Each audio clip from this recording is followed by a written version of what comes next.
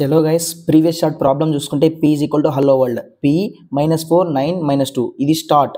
అంటే స్టార్టింగ్ని మనం అసైన్ చేయాలి -1 -2 -3 అంటే ఇది స్టార్ట్ పాయింట్ గైస్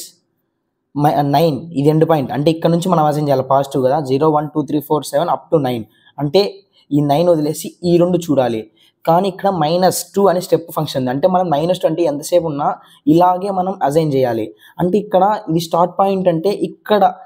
వస్తే ఇక్కడ ఏమొస్తుంది ఏమీ లేదు లెటర్స్ సో ఏమి రాస్తారు ఎంటీ వస్తుంది ఇక్కడ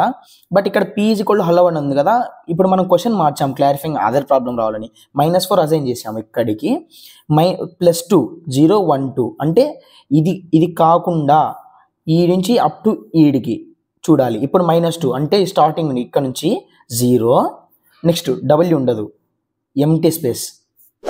స్పేస్ నెక్స్ట్ 0 ఉండదు 1 అంటే మీన్స్ L